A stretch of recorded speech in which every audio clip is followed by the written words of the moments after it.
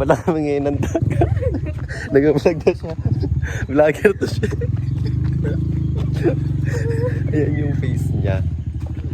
And also kasama namin si Kumaring Glenn.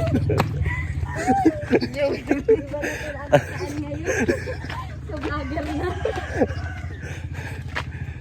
Siguro, may update namin. Update ko kayo. Diyos ko, ano ba itong ginagawa ko? Ito na kami ngayon. Hindi kayo nakapasok. Doon din ka mo nag-vlog ka mo kayo. Ayan, kasi ngayon, hindi kami nakapasok dun sa isang gate talaga. Which is sa lagi namin. Bukod din siya Sa lagi namin dinadaanan. Kaya dito kami sa second gate. Sa gate to kami dadaan. Kaya ganyan yung buhok ko, parang mabasa-basa. Meron yung siyang keratin. Kasi nga syempre maliligo tayo ng dagat. Kailangan natin ma-prevent yung wala prevent parang taka no. Ayan, malapit na pala tayo ngayon sa second gate, which is dito tayo dadaan para makaligo tayo ng dagat. Ayan yung mga kasama ko, si Auntie Lynn, si Tio Junro, at Tia Rian.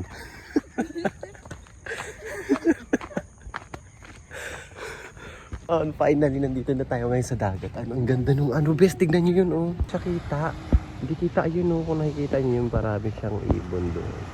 Yun yung daming ibon kasi maraming isda dyan, ibig sabihin. Yan, ganun siya. At eto pala yung view sa amin. Yan, ganun siya. Tapos ito yung mga kasamahan natin.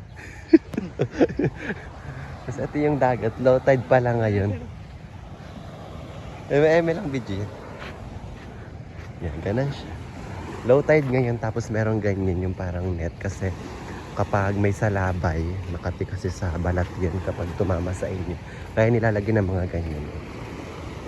Tapos nandun si Kuya, naglalambat siya ng alamang ba? Tawag sa ganun. Ganun lang yung view sa amin. Ganun lang. Ganun siya kasimple. Kaaliwalas. Diba? Punta pala kami sa likod ng batuhan doon. Papakita ko sa inyo yung itsura doon. Marami dong tae pero walang tao. Tsaka. Marami lang.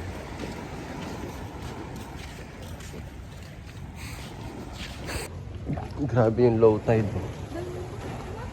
Sa likod. Kita-kita yung mga bato.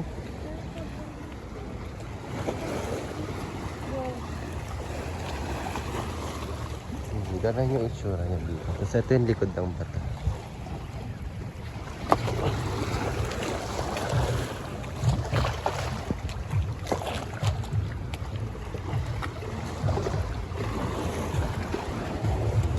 Grabe ang pagka-low tide.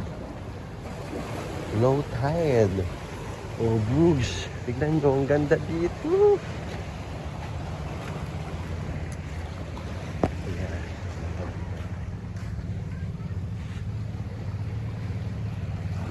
Diba? Napakaganda dito, everyone. Yan, nandito pala tayo ngayon sa Ternate, Cavite. Dito nyo lang yung matatagpuan yung ganito kagandang view.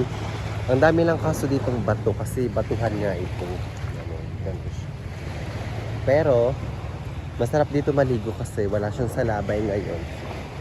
Tsaka ano siya, payapa siya ba? Ganyan, alam niyo ba yung ganyan? Pag hindi niyo alam yun, okay. Ipon dito guys, tignan nyo. Ganyan siya. And also, diba ang daming ibon guys, na ano din sila, nangingisda rin sila. Ganyan yung sura nila. Kaya na sobrang dami nan. Diba, ayun sila oh. Bumababa din sila sa dagat para mangisda. Galing. Ayun everyone, kakatapos lang namin maligo at ito yung aming situation dito, kasama ko sila. At ngayon, uuwi na tayo syempre. Hanggang dito na lang yung video ko. Thank you for watching.